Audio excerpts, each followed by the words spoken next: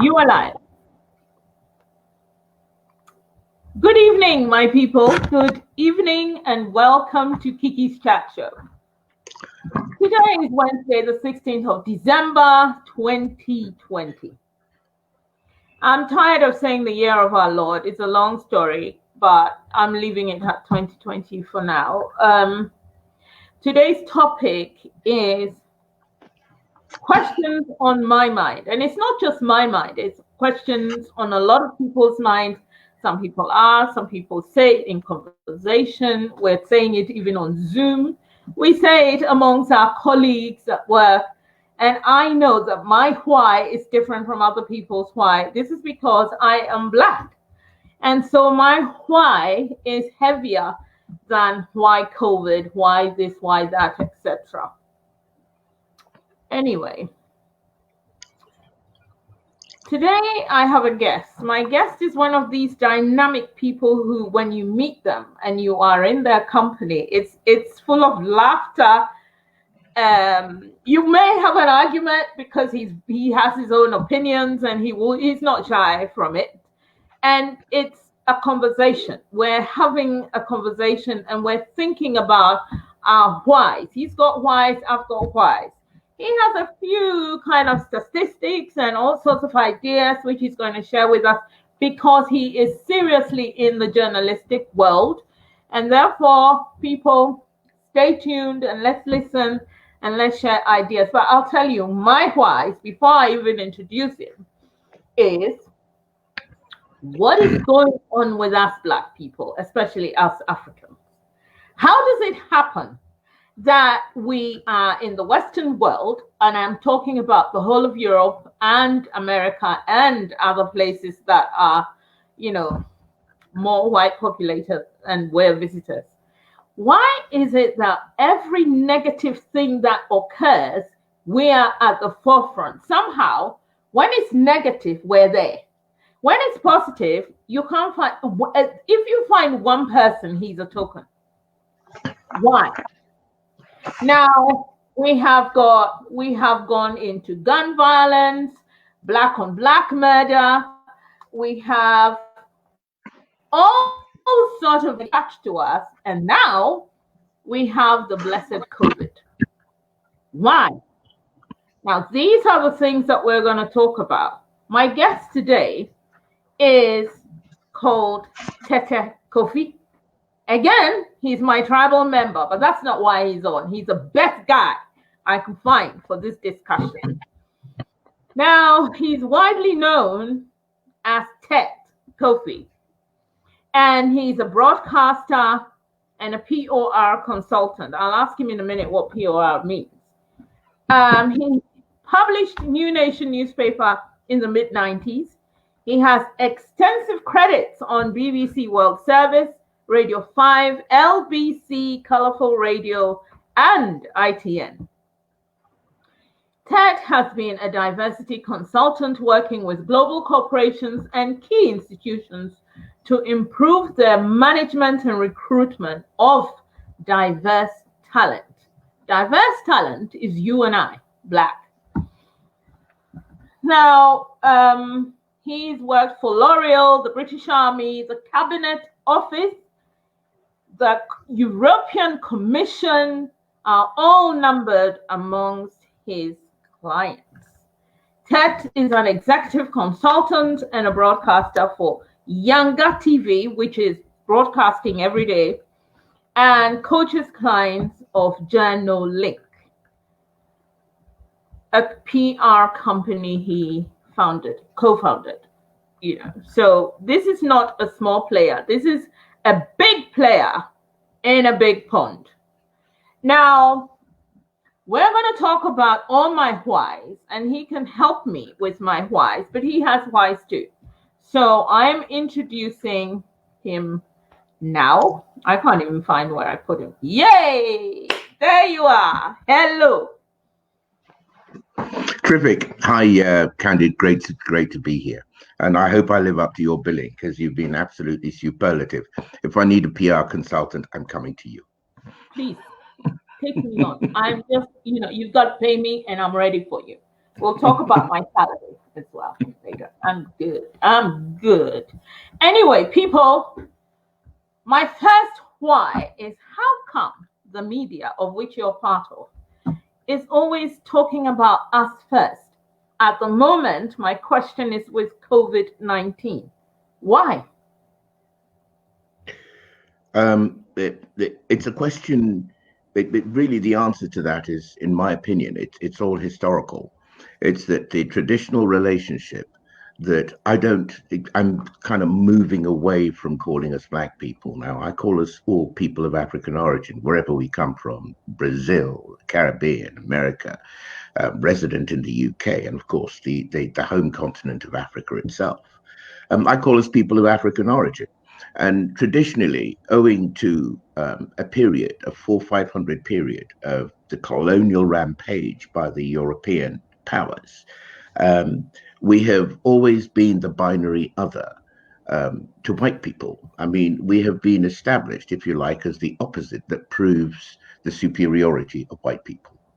And actually, if Western culture really struggles to see anybody of African origin as an equal, as a co-equal.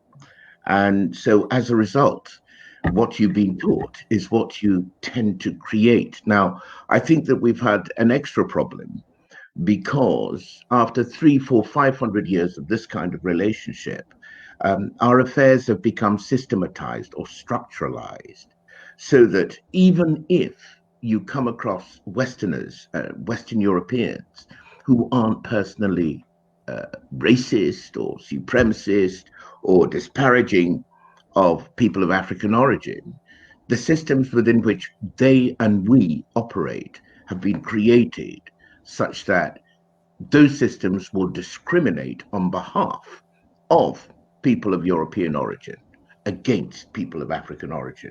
So, long answer short, for me, that's the short answer of why we have the struggle of constantly being the reverse first, i.e. first in the queue for anything negative that's going on and last in the queue for anything positive that's going on.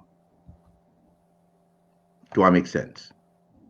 You have made so much sense. It is even heartbreaking to hear it, but that is it's a reality. You see, but I think that there's another dimension to this. I mean, we can't solve the problem without breaking it down into the two sides: the subjective we and the objective environment in which we're operating. The environment exerts a certain type of pressure owing to the forces of history, and the factor X is how we respond to those pressures. And I think, when you start to ask the question why, it means that we're already looking for new strategies, new ways, new ways of behavior by which we can manage this kind of inverse first relationship. One of the things I notice is when a Black person is doing well in whatever environment they're in regarding work, they kind of want to be the one token one. They don't help other people. They do not invite, if there's an advert somewhere for somebody else, they do not invite others to come in, which is very different from other minorities who, the minute he's a cleaner somewhere, he's going to bring all Latino cleaners or all Chinese, that sort of thing. Asian people, they're everywhere in one spot. If you go into hospitals, the Filipino population is big in work. We are very few, and we are very denigrating of each other, and we are very. If you work somewhere, I don't want to work where my line manager or my boss is Black, because I'm afraid of how she's going to treat me. I think even though I have great mistrust for the Caucasian, I'm much safer within the rules of engagement with the Caucasian than with a Black person, especially if it's an African, unless I know them already and I know that they're not going to mistreat me. Now, why is that? Have you got any ideas about that too? Oh, yeah, we will go back to COVID.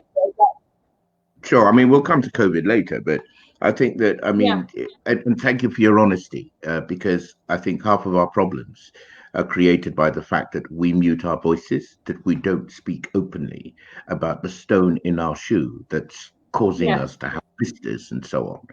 But this is an ancient meme from a long time ago, is that people have learned to be divided and ruled. It's a learned behavior.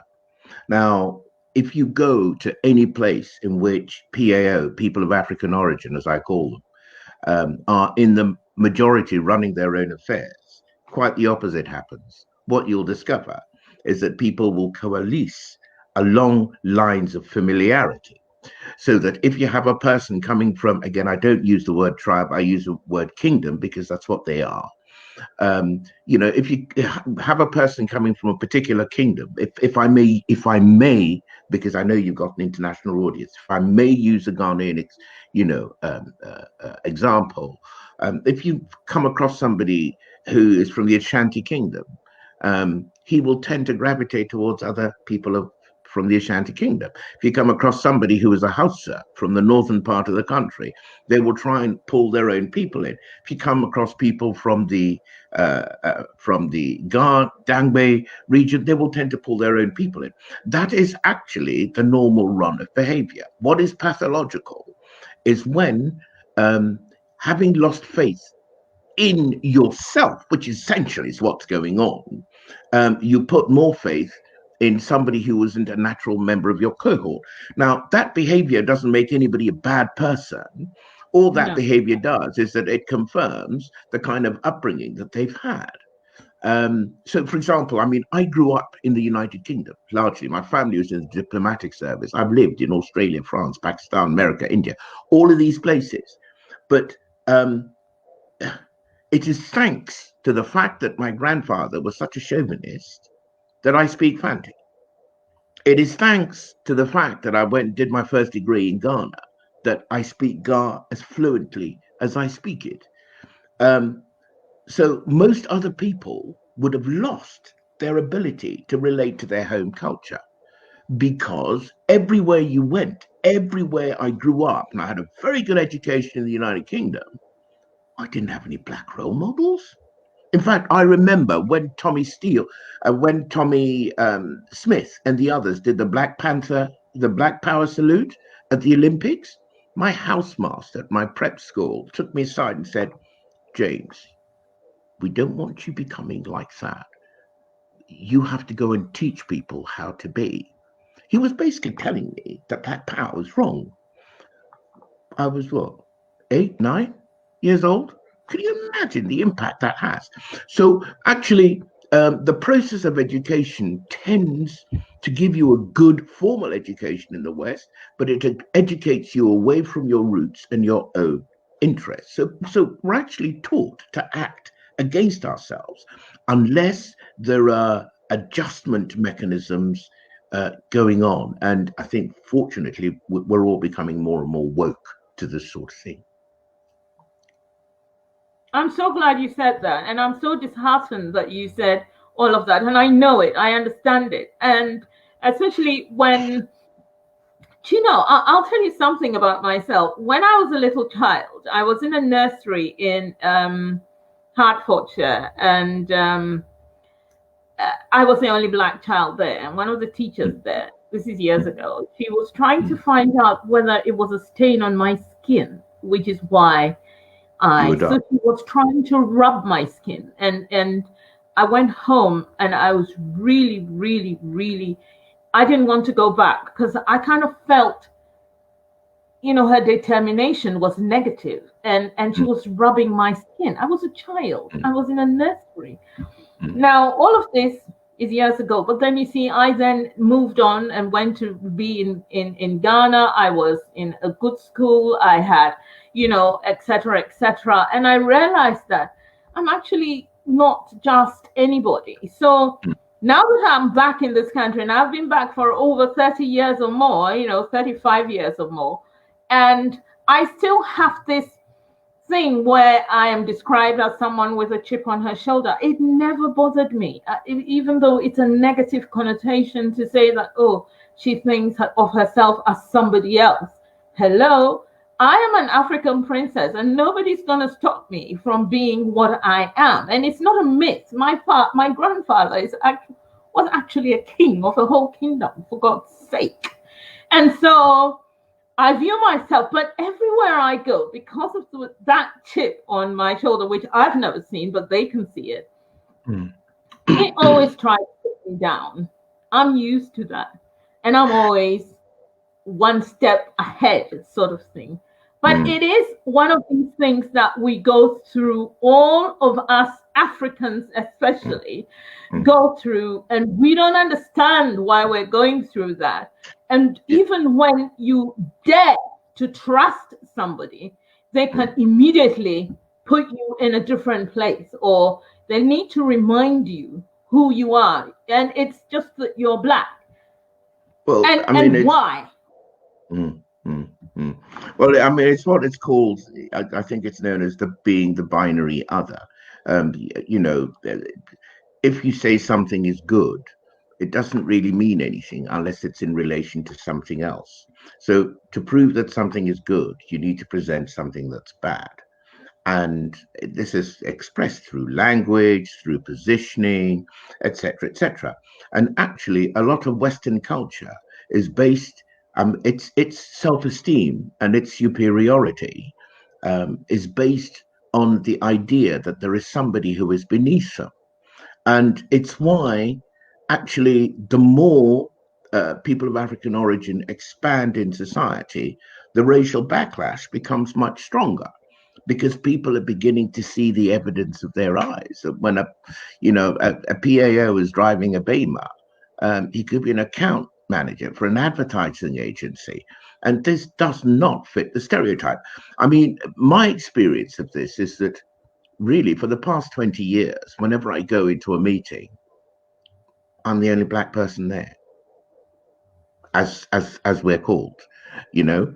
And so a few things. I've learned several lessons. For example, I've discovered that most people of the Western culture don't have a stereotype of a PAO as a leader. The actual only stereotype they have of them is somebody who they're giving orders to.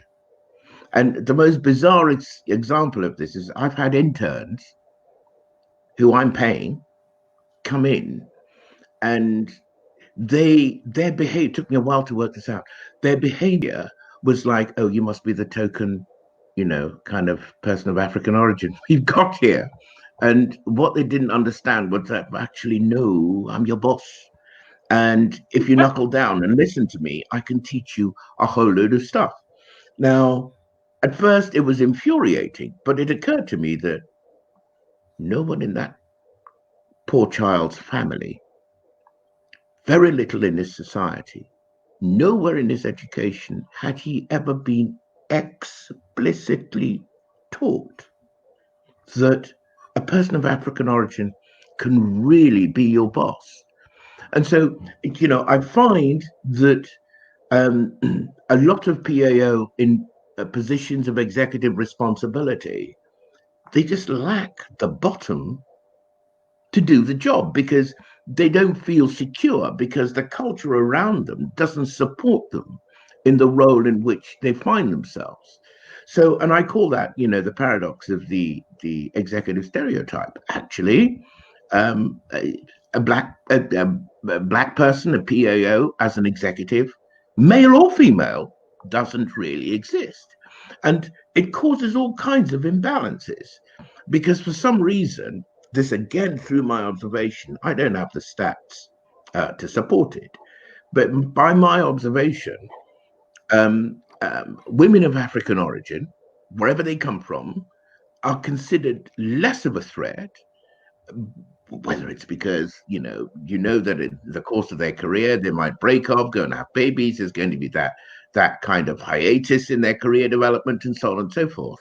But women of African origin actually have a higher glass ceiling than men of African origin.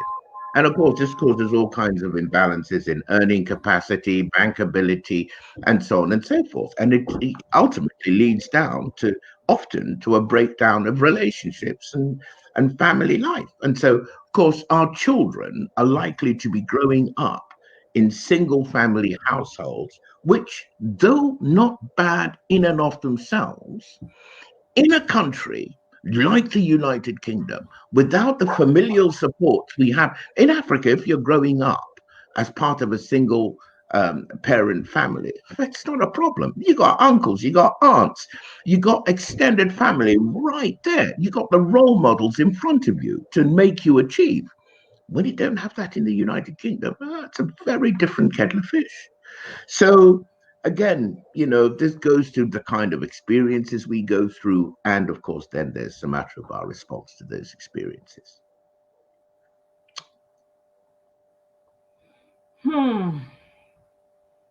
I, I'm making it's sense. horrible. Well, You are making good sense. Yeah, you see, for me, it is what it is, which is why, I'm north of 50 now, as you know. Of course, the viewers will think I'm 35, but that's for them.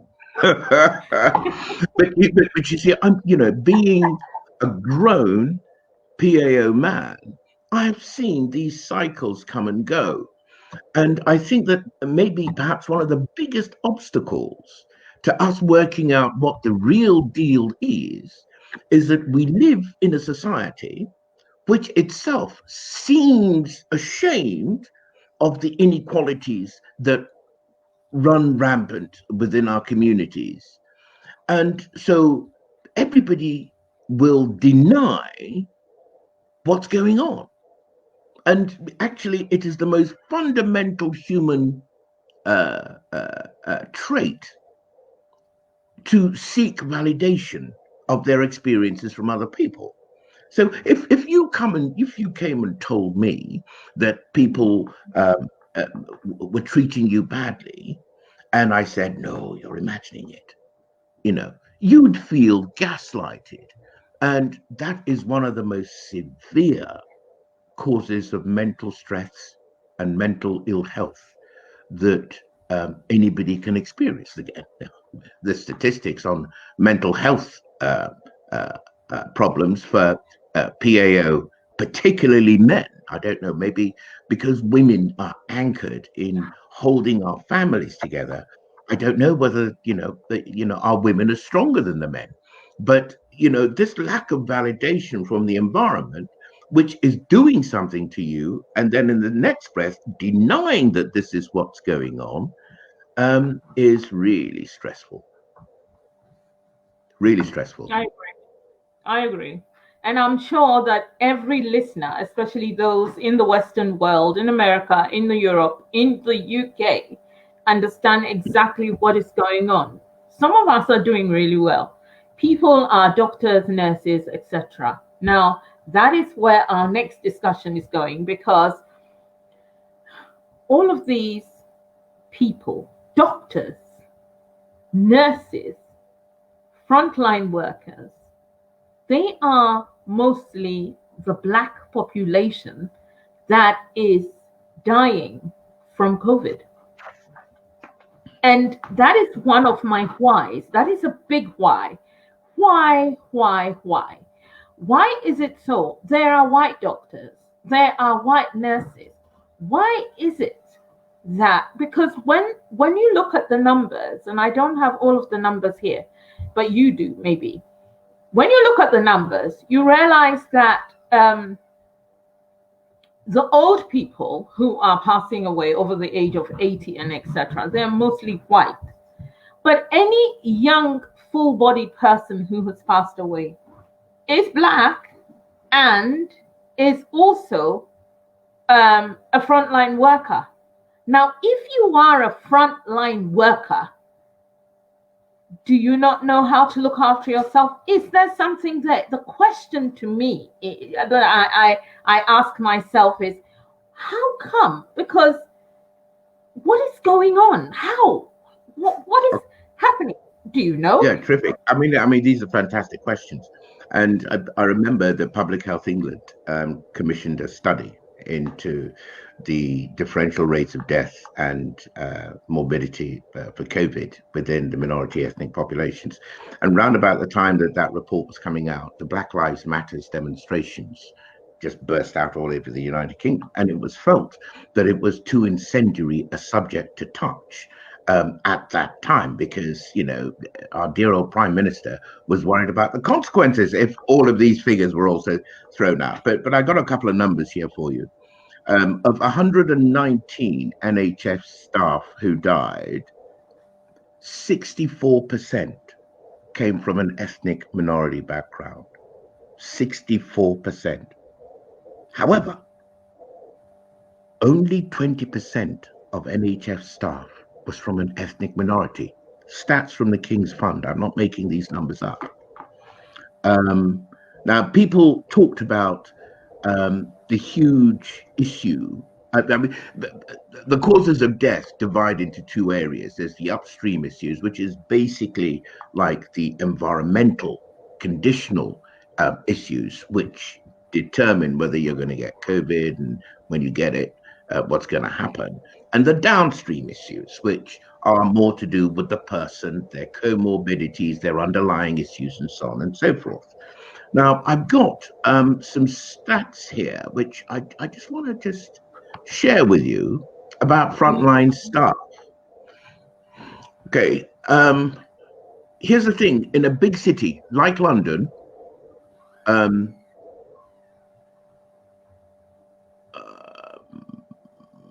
just a moment, 31% of non-key workers are black. However, the key workers, 54% were in food production processes and sales. In London, health and social care, 48% of the health and social care workers were black. Transport workers, 44% again. The key infrastructure and utilities workers, 37% were BAME. Childcare support and teaching staff, 30% of them were black in London. And so it just shows that we are so heavily positioned at the front end of working, of what are called the key workers, people who had to go to work, come rain or shine, in the middle of this so-called pandemic. A lot of them were BAME workers. Now, being a key worker meant that you were likely to be more exposed to the virus. And if then you had underlying issues, which are downstream factors, like, where are we? Downstream factors like diabetes, high blood pressure, respiratory disease, then you were far more likely to pass away. Now, amongst NHS staff, this I don't have stats on, but I do have the anecdotal comments of people who work as health staff who are actually people of African origin. And what they said was that most of the jobs that they did were not in the administrative grades. It's in the administrative grades that you'll select who will do what job, when, and how frequently. Number one. Number two, many of the BAME staff did not feel they had the authority to say no. So they would be the ones who were working double shifts and so on and so forth. So actually, not only were there more of them in the frontline roles, but they were the ones who were also pulling the extra shifts and so on and so forth. It's a no-brainer that more of us are going to die under those circumstances than anybody else. So that's how it happens. It's not rocket science. It's a question of the opportunity for you to come in contact with a virus. And if you have any, underlying issues, it's gonna catch you more.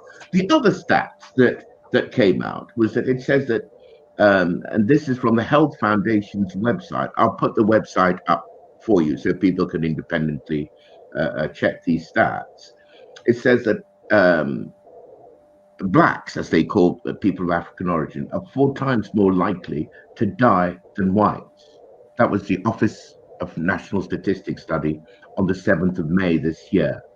In terms of intensive care units,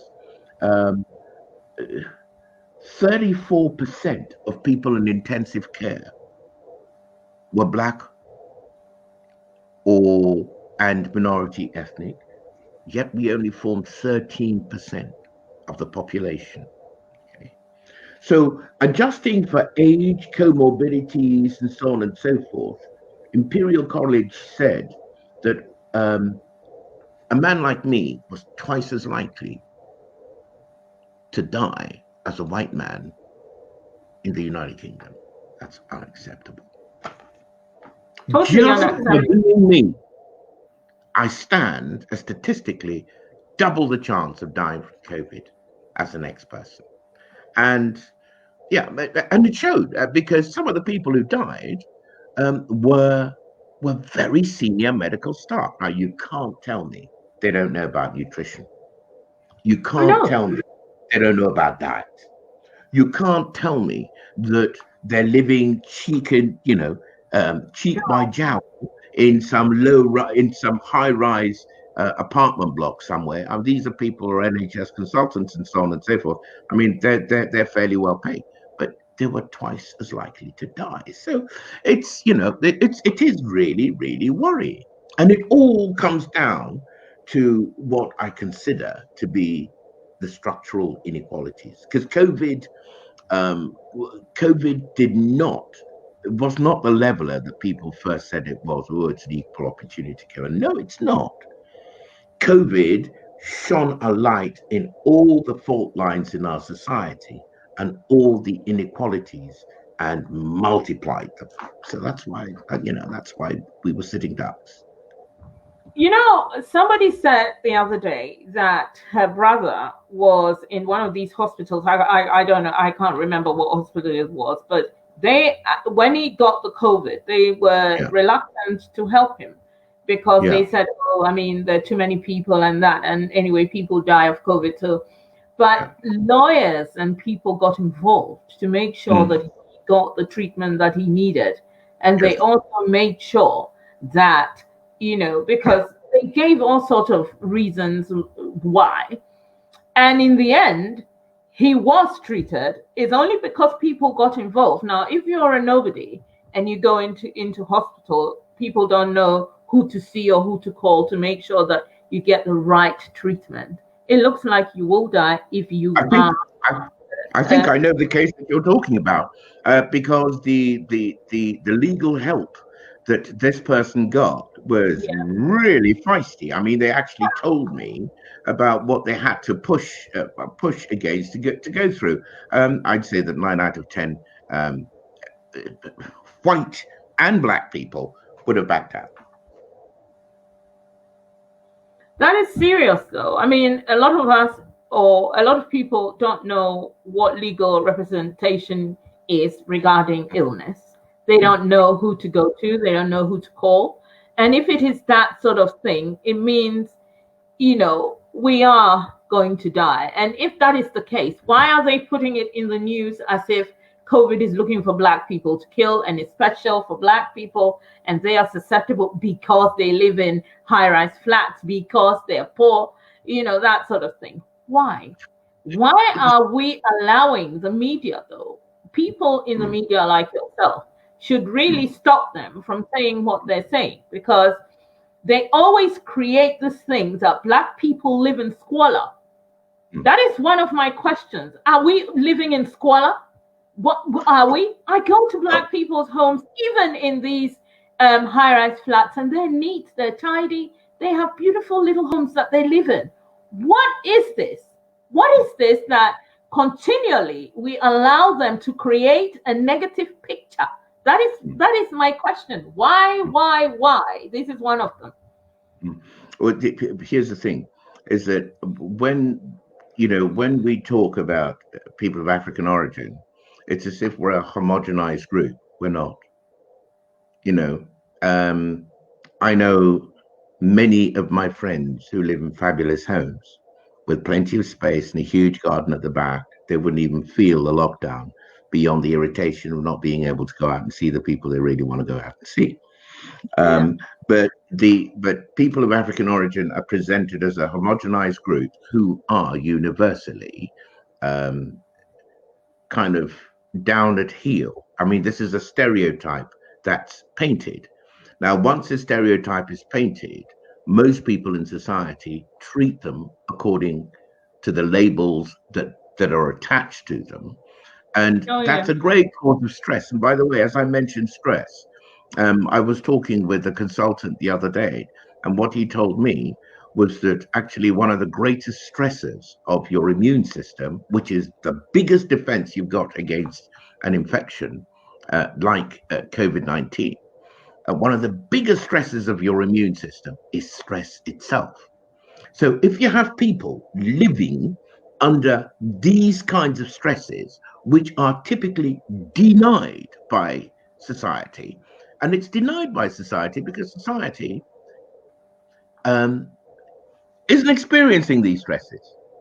So what's happening is that PAO experience all the normal stresses of just being genus Homo sapiens. I mean, in the modern day world, you got bills to pay, you got kids to look after, you got a relationship to run, and so on and so forth. Quite apart from all of that, there is this other issue with recognition, um, and it's made worse by the fact that actually it is only on a platform like this that you can freely speak about Hmm. this.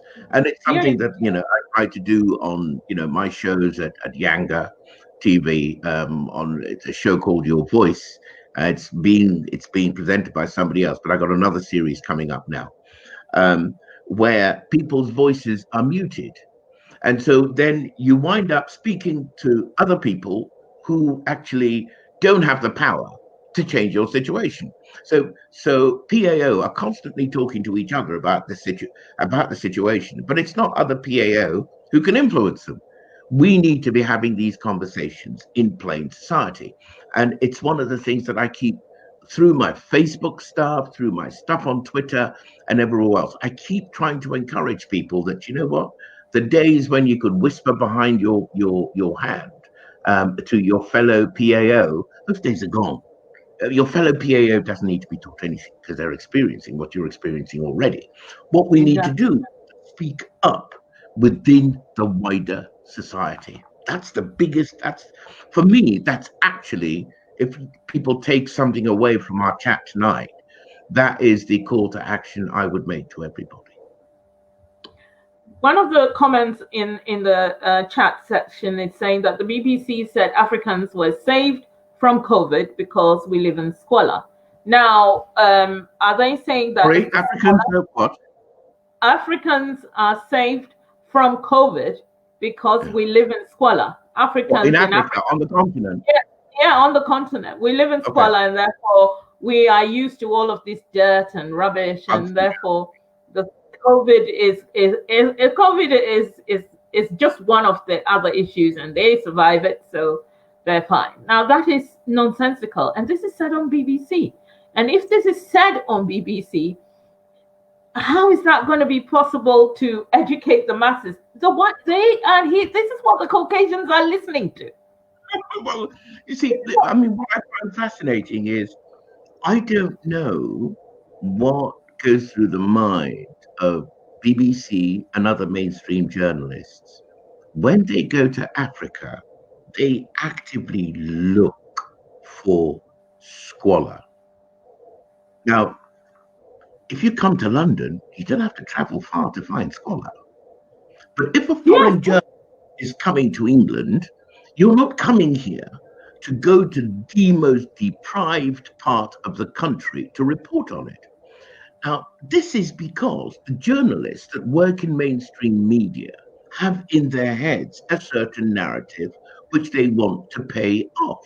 I mean, if I go to a foreign country, I'm going to start off at the good end of the country to find out what they really do, what's the best in the country. But actually, because we are the binary other of Western civilization, our role is to prove them superior, and to prove kind of Westerners superior.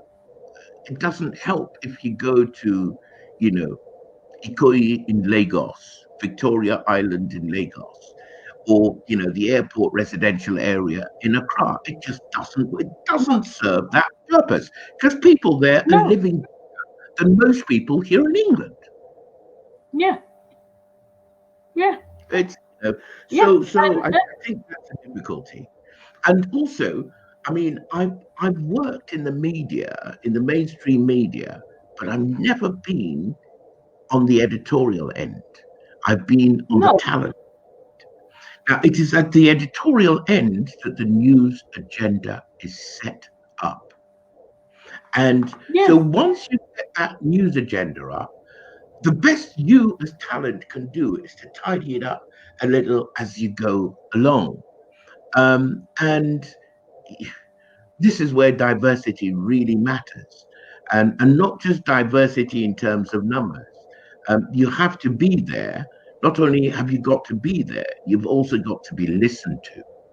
And unfortunately, a lot of people of African origin in the mainstream media are so pleased that they've got the job, that they'll go along, they'll see that, look, this is where we are, and they will change things at a glacial, very, very slow pace. And that's why I prefer to use media like this and media like Yanga TV and so on and so forth, where I set my own news agenda. Yes. The same with me. You're right. I do the same. There is no point. I mean, if the way that I am so vocal, if I do get a job, I'll be sacked in 5 minutes, because I am You wouldn't disagreeing get. with. Yeah, but because I disagree. This is not how, because they have poor people here, and their situation. People are on the streets, sleeping on the streets in the winter. It's raining. It's wet. In front of shop floors, and you will never. It's never put on telly, and yet you will go to Africa and look for the poorest areas to make your point. To make them look inferior so you can feel superior. But I've got the COVID deaths. I mean, I checked these numbers at, I don't know, about 7 o'clock earlier, a couple of hours ago. The UK's COVID death numbers are 64,908. The USA's COVID numbers are over 300,000. Those are deaths. The worst case in Africa, on the continent of Africa, is South Africa. 2 hours ago, that number stood at 23,661. Wow. And just by way of reference, I picked up Ghana as well. Ghana's deaths are 327 as recorded. Okay.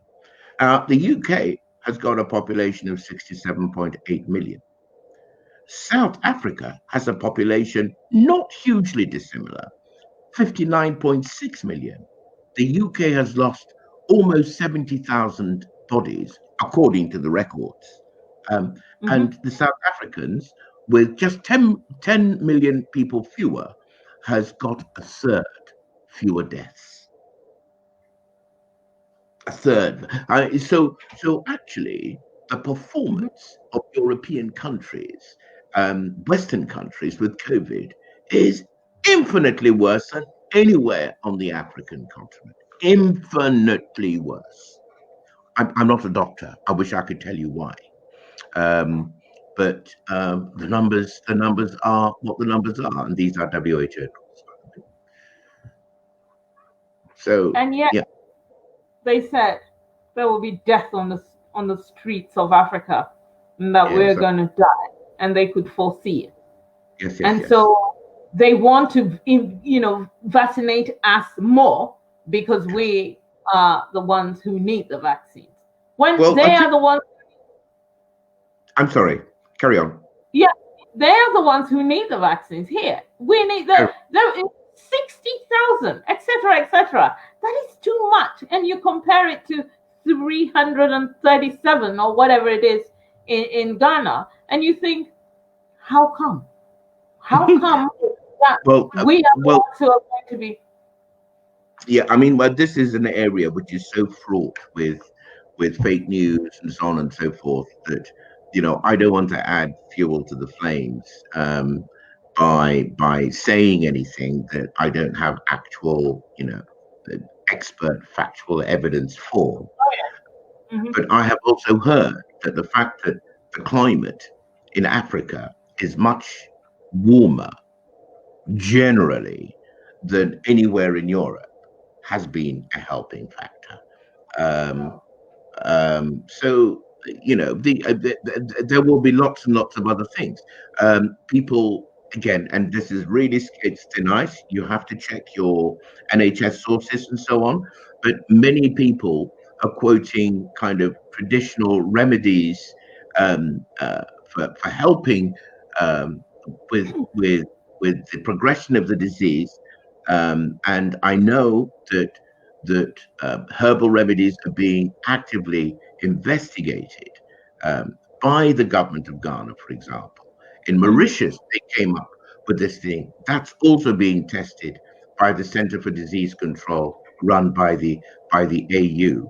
Whatever the case, the Africans are doing very well.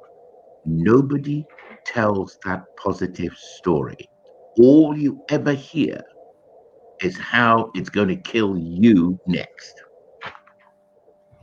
By the way, the first inoculation, I believe, in the United States of America was for a black person. Yeah. That's what I saw that. African American. I saw that. That's what I read. So, well, there we are. It's quite difficult. I think that this conversation can't be complete without looking at some of the other upstream issues, because the Health Foundation, by the way, I popped their website up in the chat area here, which you might like to share. Is saying that came to a conclusion with its report that racial discrimination in education, employment led to poorer socio-economic circumstances for people of African origin, which I can't deny. And so that in and of itself would lead to poorer housing, kind of higher home occupancy per dwelling. So they're living in slightly more crowded conditions, and they're living in the more densely populated urban centers. This isn't me. This is the Health Foundation's own research. Now, by the way, if you live in a densely populated inner city area, pollution is infinitely greater. And pollution is a famous trigger for respiratory illness.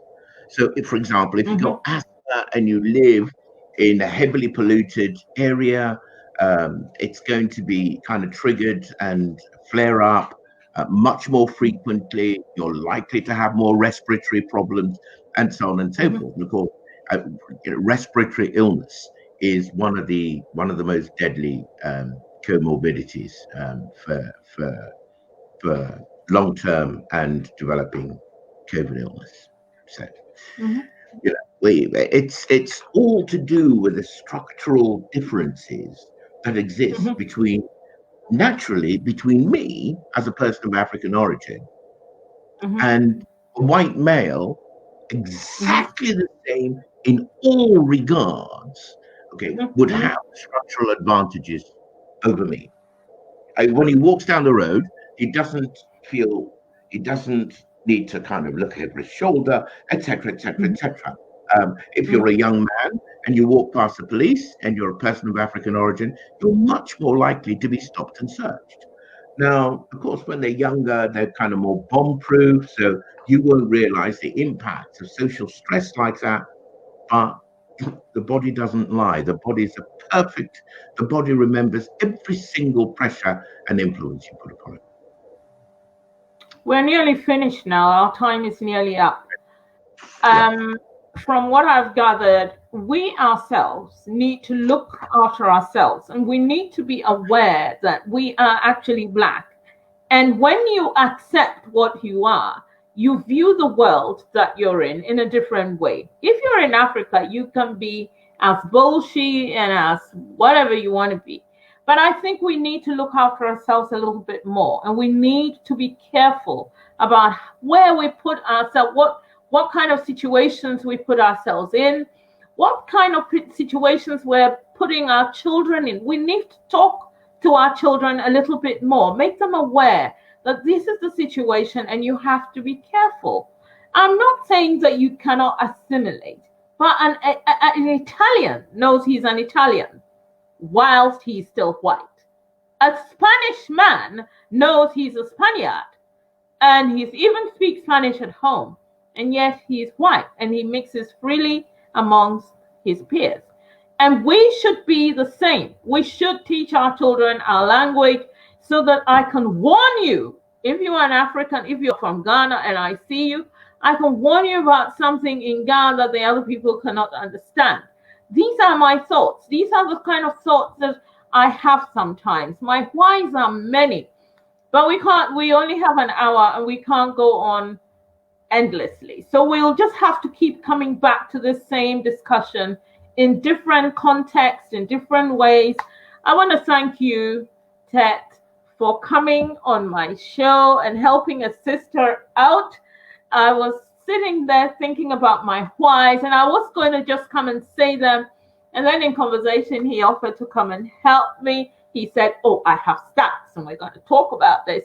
And he did. People, if you have a cousin, a brother, respect them, because when you are in a bind, they'll be there for you. And that's what happened to me today. That's what they're for. Yes, that's what you're there for. And you are always there. You have my back, and I'm very grateful for it. My people, thank you for listening. And Tet is on Instagram. He's on Facebook. He's on Twitter. So, and what's your name on what's your handle? On Twitter, it's at Tet, T-E-T, and Kofi, K-O-F-I. Only one of those. It's the same on Instagram. Oh, okay. Do you know Kofi. At Tet Kofi. So please, there's only one of those. Find him. Yeah, tell him your views. Have a chat. He's open to everyone. And one of my best friends in the world is actually your niece. She's just saying it now. Anne Blackson Hammers. She's my friend. Yeah. And she, So here we are. It's a yeah, and you're my cousin. So she's my niece now. And so people, thank you for listening. I'm so happy that you all joined us. And this has been an illuminating discussion only because I know that you are all thinking along those lines. Maybe you're not thinking exactly what I'm thinking, but you may think some of these thoughts at work. You may think it for your children in a class. My children, truthfully, have always been in a classroom where they're the only Black child. And I'm constantly asking, how are you feeling? How are you doing? I just cannot leave it because I am scared that they may treat any of them badly. So these are the things that we should be talking about with each other, and then try and educate the white people around us so that they become aware. And look, there's nothing wrong with having a chip on your shoulder. I got two. I'm still going. Thank you so much, Tet. And let us talk later. People, bye-bye. Be well. Cheers. Bye. Bye-bye.